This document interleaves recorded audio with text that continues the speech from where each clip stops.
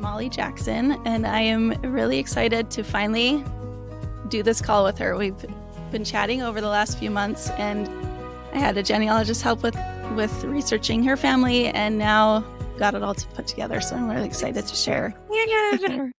I've been going through a hard time lately, and you noticed I haven't been on social media like usual. And anyway, the timing of this I can already feel is just really great.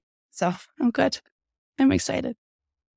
Well, Molly, before we get started, can you just introduce yourself? Let the listeners know kind of who you are, what your work is, and all of that.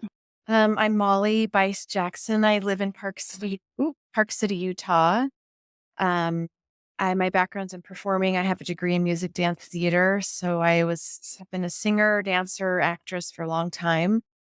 In 2008, my daughter passed away unexpectedly, and she choked on an apple in our church parking lot. And through a series of events and writing and expressing and blogs and life happenings, I have now I use my performing skills as a public speaker, a keynote speaker. So that's what I do. After Lucy passed away, we had two more children, Peter and Zoe. So they never got to meet Lucy. I am a big city girl at heart, but I live in this little mountain town, but I still do all the things here. I ski and snowboard, mountain bike. I kind of am a forever Peter Pan. I just really refuse to grow up. Um, yeah. Oh, So I that's guess fun. that's me in a nutshell. Yeah. And I've been following you on Instagram for, I don't know, maybe a year or so. Ever since Brooke White had you on her little Instagram live one time. Oh, okay. Oh, But yeah. And you reached out to me quite a while ago, and it got lost in the shuffle. Yes. And this was before I really knew Right. Yeah. the name of my Jewish grandfather. And then it popped up, and I'm like, wait a minute. Anyway, it's just all so very cool. Okay. So tell us a bit about that discovery of your Jewish grandfather. My gosh. So my mom, Nancy Simmons Bice, she grew up in Ohio, Dayton, Ohio. From what I know and have seen, not a lot of money. My grandma, Gail, worked in a rubber tire factory. So much so to the point she had emphysema later in life. I am dog sitting for my parents' dog. That's all right. Whom they named Manny after Emanuel, my Jewish grandfather. Oh, cool. And he is just going to town. Anyway, so my grandma, Gail, had a couple of husbands. Growing up, it was not very clear. Like, I knew my mom had an alcoholic stepfather, and, it was all just, and she had all these half siblings, but it was all very unclear. Mm-hmm. Turns out later in life, 6 or 7 years ago, my mom calls me and says, I just got my DNA results back. I'm 50% Jewish. Hmm. And I thought, well, yeah, that makes sense. I don't know why, because my mom, she's just so Jewish. And her friends growing up in Ohio were Jewish, and she's lived in New York City, and she has Yiddish phrases, and she just has a lot of stereotypical Jewish traits. Mm-hmm. And I even wrote a paper in college, like the guilt of my Jewish mother that I don't know, just I don't remember what it was called exactly. But so I thought, why is this such a big deal? And that's when she said, well, my father, who I thought was my father, was not Jewish. Mm-hmm. I called my sisters, and they kind of casually were like, well, yeah, we always knew that the Jewish attorney that did mother's divorce is who got her pregnant. And my mom was like, what? I'm in my 70s, and you're casually just being like, yeah, we all knew you had a different dad. Oh, wow. Well, not only the DNA test, when she was in 4th grade, she came home from school for lunch. I guess back in those days, you walked home from school for lunch, and she heard her parents fighting. Mm-hmm. And she heard her dad, Hobart Simmons, say, well, she's not even mine anyway. Oh, wow. And she carried that in her heart since 4th grade. Mm-hmm. And Hobart's parents never said, I love you to my mom. Mm-hmm. It was like this undercurrent that they all kind of knew, but no one really talked about it. So when my mom was in her 50s, she finally confronted Grandma Gail. And all my grandma said was, well, there was a time that we weren't sure if Hobart was your father, but he is your dad. So it was a Wow. little, so that's why, she's calling 50% Jewish. Like it was this big deal. My mom's the only one in Right. her family who went to college. Mm, She's the only one who joined and stayed in the LDS church. She's mm, the only one who got out of, well, she has one sister, I guess, who's maybe gotten out of the cycle of mhm, some poverty type living. But mhm, she said, I always knew I was different. mm, And in one side of me feels like, oh my gosh, I knew it. I knew I was special. I knew I was quote unquote better or different, mm. not in Right. a conceited way, but Just then didn't she feel said, the like she other fit. side of me is so sad. Like, who are my siblings? Who is my Mm, dad? Where do I mhm, belong? mm, So she hired people. She tried to stitch it together. It's a long story, but we finally figured out who he was. mhm. Now you're here to tell me more about him. A bit more about him. Very cool. Well, that's yeah. I mean, it's kind of fascinating how your mom just felt, that she didn't fit and that there was more to her than what her family was. Yeah. Yeah. So, all right. Well, I'm gonna share my screen here. My Okay, gosh. so this is the World War II draft registration for your biological grandfather, Emanuel Hirschhorn. So he Yeah. did change his name, as you know, to Horn at some point. We don't know exactly when that happened, but so this is his draft registration. I don't know if you can see it very well, um, but I thought it was really cool that it tells like what he looked like. Like he was 5'10" and a half. He weighed 153 pounds. He was white, blue eyes, blonde hair, and ruddy complexion. So it's not like the typical Jewish look. Well, I've even seen and been told his hair was kind of blonde. I mean, not Oh, blonde, red. kind of red. Yeah. Yeah. Man, would you stop it? Hey, I'm going to take his collar off. There we go. There you go. Not quite as Maybe he knows noisy. we're talking about his namesake here. There you go, Emmanuel. Yeah, so this is in 1941 that this draft registration was. Um, and he's also, as his occupation, it says a claim adjuster and an airplane pilot. So, I knew about the airplane. I didn't know about the claim adjuster. yeah, so that was before he became an attorney. But So the that's interesting that theory he was a pilot. is that in Dayton, Ohio, the theory is that they were, well, no, I know what it is. So for the listeners, once we found out who he was, my mom found his daughters, Carol and Hmm. Stephanie, and drafted a letter to them. And she was so scared to send it. She sat on it for over a year. Hmm. And this past July, 6 months ago, less than 6 months ago, I was standing in my kitchen and I was just doing the dishes and it was just pure inspiration. And it said, like, do it now, do it right now.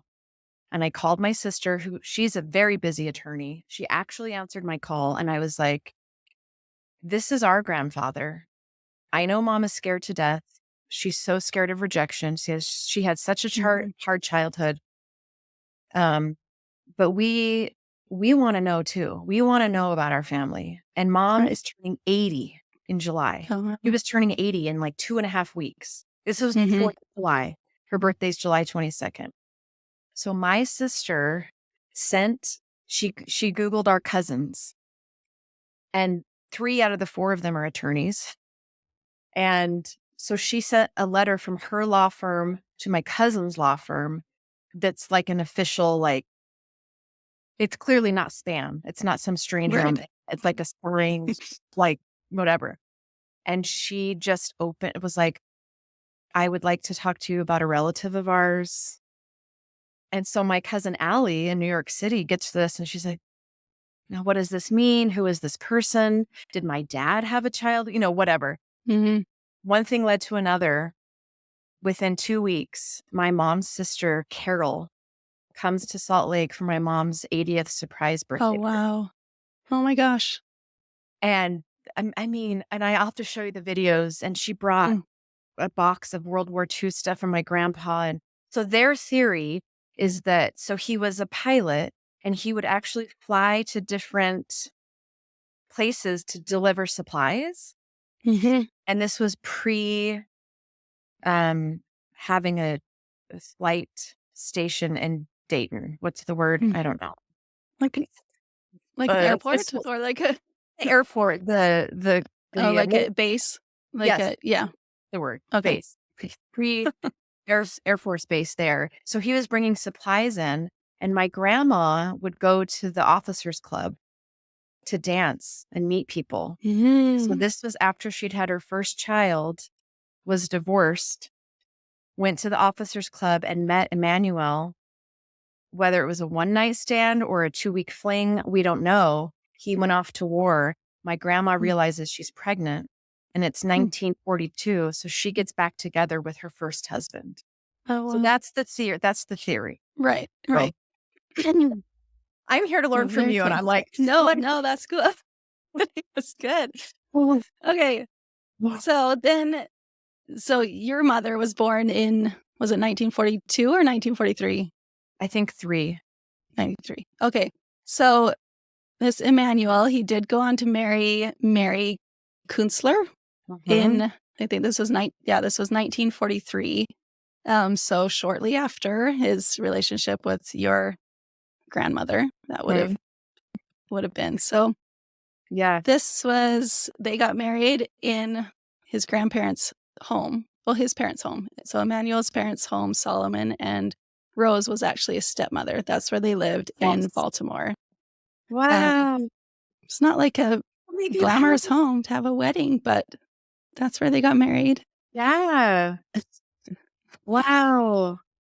And then later, so then Emmanuel and his wife, Mary, they lived in 1950. This was their home. He was a lawyer at the time in Baltimore, and this home still exists. He was 30 years old, living with his wife, Mary, and their 2 daughters, who were 5 and 1 at the time, who I believe your mother has met. Yes. Am I've I? met one of them. Yes. And talked Yeah. to the So other. this is a side of their home too. So it looks like it's been updated, but that looks like it was still the same home that they would have Where'd lived you in get these 1950. photos? Well, their addresses are on the census, so then you can look Wow. up the addresses and see if they're still standing or not. So, yeah, so that was where they lived in 1950. So are we going to talk about his parents at all? Yes, that's what we're Okay, getting good. to 'Cause right I here. know his stepmom, he had a stepmom because his mom passed Right, away. right. And I he Yes. didn't talk about it much. It was very Yeah. painful, Oh, but I really? don't know. Oh, okay. Okay. Okay. Yeah, so this is actually the passenger list showing your second great grandmother. So their names are written in either Hebrew or Yiddish, I think. Um, so we've got Sissel, which she went by Sarah or Jenny after. So this is actually Solomon's mother. So Emmanuel's father's mother, Okay. right? Okay. Okay. So here's Sissel, and I'm not sure her name was Rachel after she came to the United States. And then Shlomin or Solomon is him. So Yeah. he's 6 years old when their family came from, which was Russia, now Ukraine, to the United States. And Okay. can I tell you, my parents went on 4 missions, 4 or 3. They were supposed to go to England, and at the last minute, they got called to Russia and Ukraine. Oh, wow. They Oh, spent wow. 7 years That is crazy. over there. Even during the war, when the war started, just recently, Oh, they wow. were there. Wow. So, So wow. they probably know where some of these places are. Yeah. Okay. Okay, so Solomon, so he's Emmanuel's father. Their family came, this was in 1898 to United States. They settled in Baltimore. And so they came, the wife and 4 children came. And then it says by whom the passage was paid was by the husband or father. So this was Solomon's father, Joseph. They had $20 when they came, Oh, and they were going to join her husband or father. So Solomon's father, Joseph, had already come to Baltimore, and then the rest of the family came. Do we know Joseph's last name? Was it still So Hirschhorn? Hirschhorn? Yeah, Or is it Hirschhorn. So I don't know if you can read it very well there, but that's Hirschhorn. or if There. that was a discussion? But I'm trying to keep Yeah. track of if we're on the mom's Yes, side or of the who's. Yes. Yeah. So this is Emanuel's Joseph Hirschhorn uh, grandmother. grandfather. Yeah. So Joseph Hirschhorn was already in Baltimore, and then his wife and their 4 children came. Oh, I see. Okay. So yeah. So Joseph and Jenny is what she went by later, are your second great grandparents. Then Solomon is their son, who's your great grandfather. And then Emanuel was Solomon's son. Okay. Wow. Does that make sense? Okay. Yes. Yes. Okay. So this town here, this is what their last residence was, and it's Orinin in Russia. Ooh. So I looked that up, and it is in the Ukraine now. And here is a map of where that is. So here's Ornin. It's spelled a little differently than they wrote on that passenger list. So this is in the Ukraine here, which was part of Russia at that time. It's kind of close to Kyiv. Wow. Yeah. Yeah. So Wow. that was their last residence. It's likely that that's where their family lived for generations, because they didn't really move around much unless they were going to immigrate somewhere, right? Okay. So then, so their passage was obviously on boat out of So they where? from Bremen, Germany, which is probably up here somewhere. So they would have probably went by train across to Bremen and then went to the United States from there. Oh my God. Yeah. Yeah. I don't know. Okay. So then I looked into a little bit of Orinin. What is that little town? What was that like? So it was a small town. I think it said there's like 4,000. Now I put this together last minute. I was like, oh, I should share that. So anyways, so I kind of threw this together just in the last hour because I thought it would be interesting to have more of that context. So this is some of the rebuilt Jewish houses in the center of Orinin.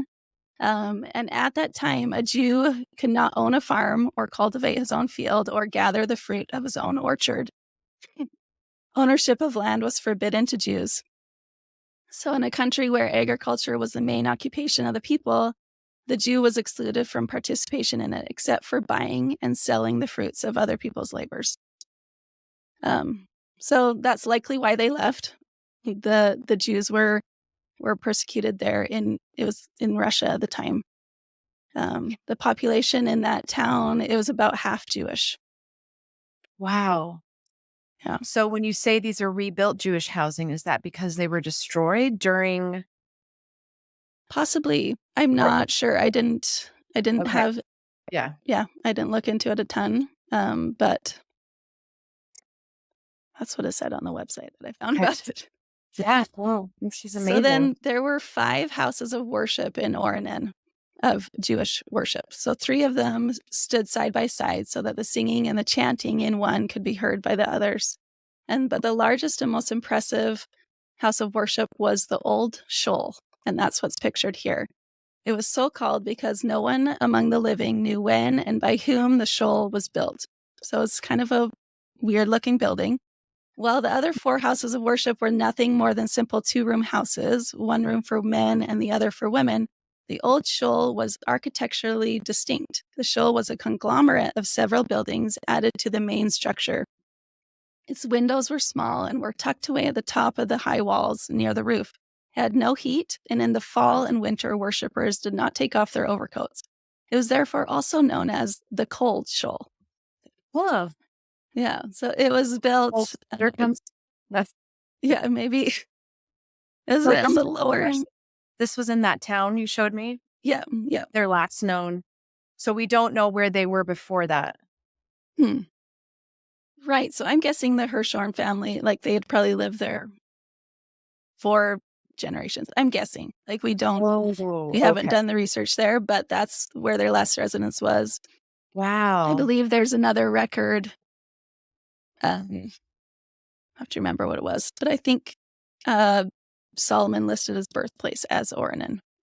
So So this is not where Solomon's mother died. no, Emmanuel's mother. Or No. Emanuel's mother. Did Yeah, she so die this in a is, birthing? yes. Oh, okay. Yeah, so this is Emmanuel's father's family, where they came from to the Okay. United States, because Emmanuel was born in Maryland.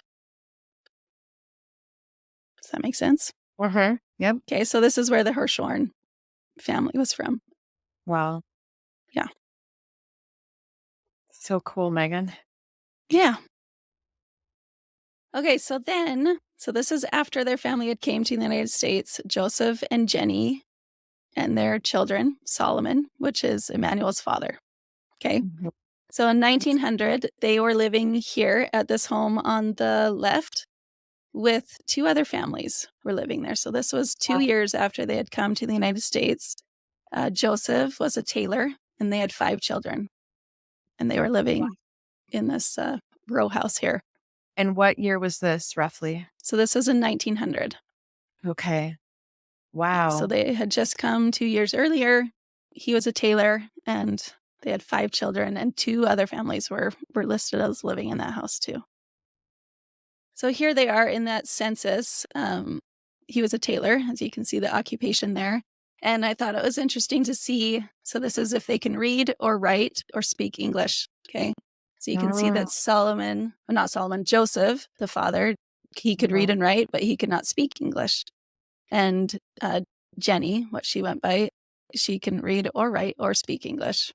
But the 2 older children, so Rebecca, she was 9 years old, and then Solomon, your great grandfather, he could read and write and speak English. And then this younger one, I think he was 5, so he couldn't read or write, but he could speak English. So I'm guessing those children, they probably helped their parents communicate with different people in the area, but they must have learned quicker than their parents to speak. Wow. So then by 1910, this is the same family, Joseph and Sarah. So she sometimes went by Sarah or Jenny. But they had 2 more children now, and they were living in Baltimore, but in a different home. And let's just look over. I think I have their, yeah. So now we look at if they could read or write. Joseph could read or write. His wife now could read and write, and all their children could read or write. I know. And they actually own their own home. So that was an O there. What? So he was still a tailor, and their 3 oldest children also helped as a tailor in the cloth house, is what is written there. So, yeah. It's amazing to see, like, their American dream coming true. What is that name? Molly Freeberg. Yes, I've heard about her. Yes. And what is the Okay. Rus? That short for Russia? Yeah. On the right? Okay. Yeah.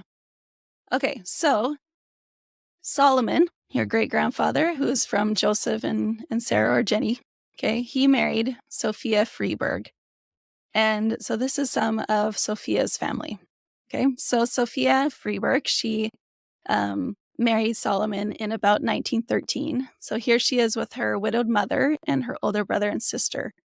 And they were living in Baltimore also at the time. Okay.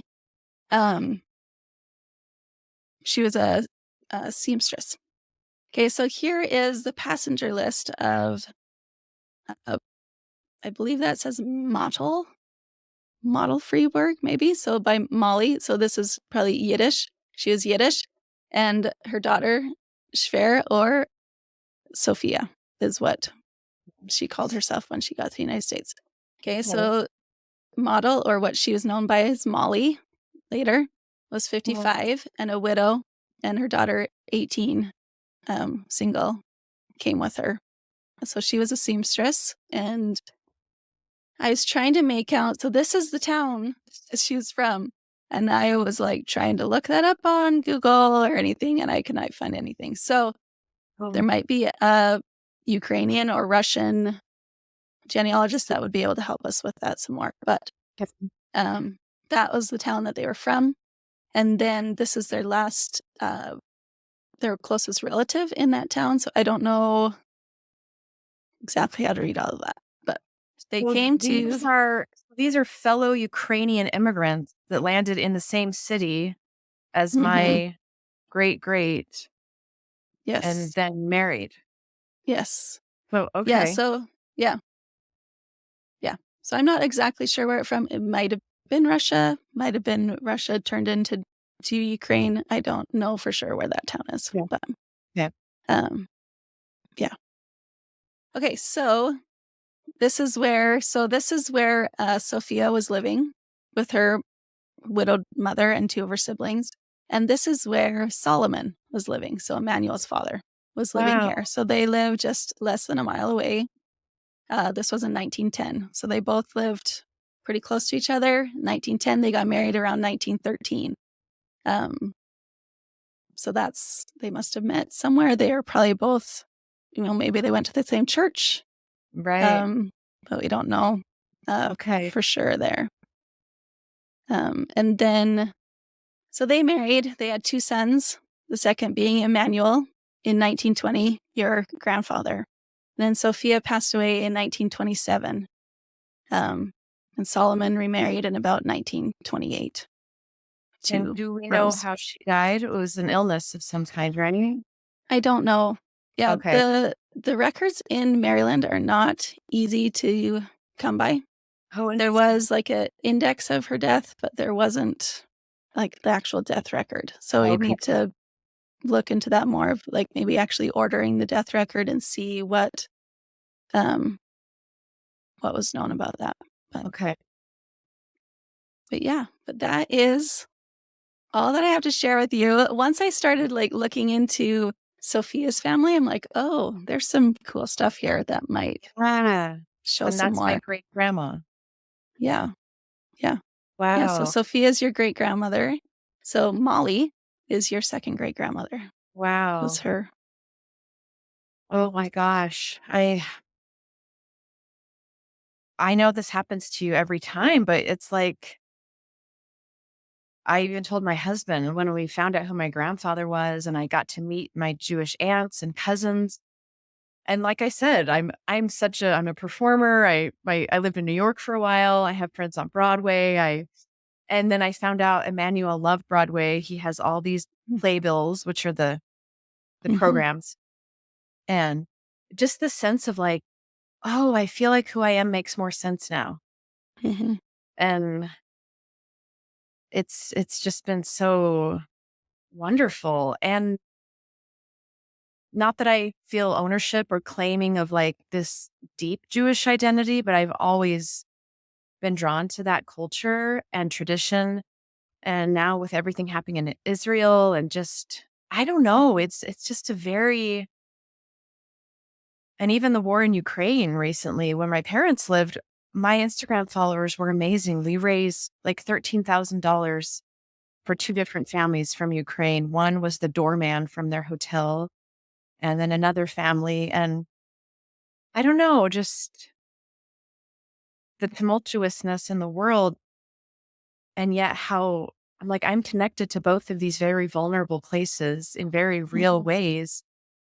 Just that we're all so connected. It's Mm-hmm. just yeah, it's really Yeah. cool. Yeah. Yeah.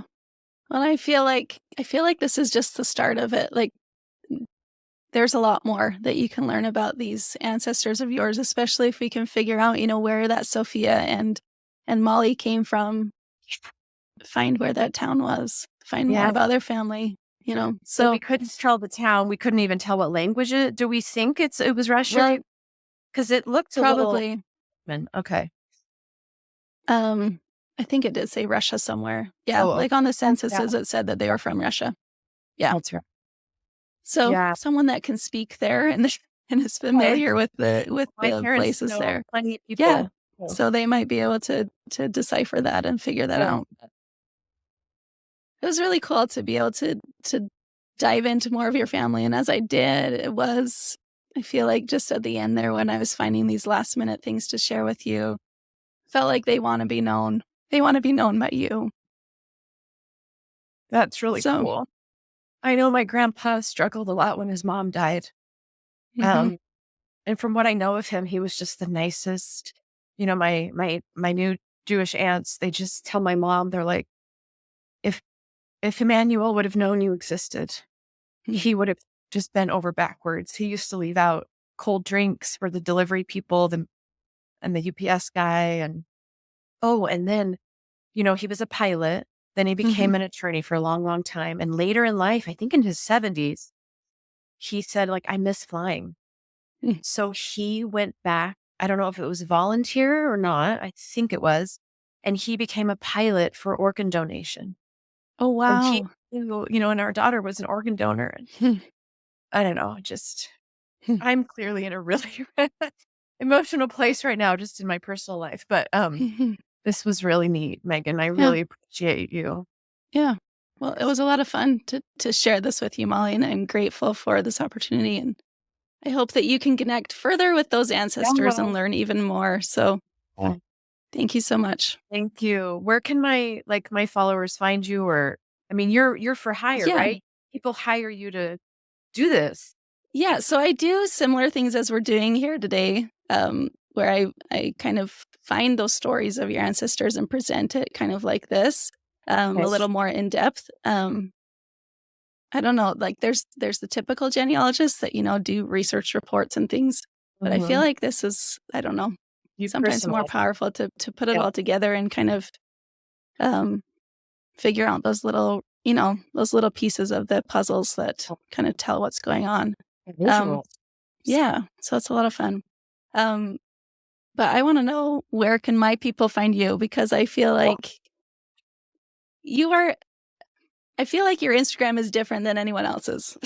Like what you share is much more real, and um and I think that realness, that humanness, just like how we learn about our ancestors, that realness of us can help us connect.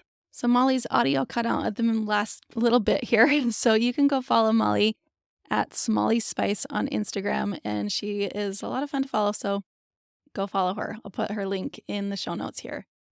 Also, I wanted to let you know about a course that I'm going to be running in January. It's an online course where we're going to take a look at one of your close ancestors, like a great grandparent or a great great grandparent. It's okay if they've already been researched, that will actually save you a lot of time.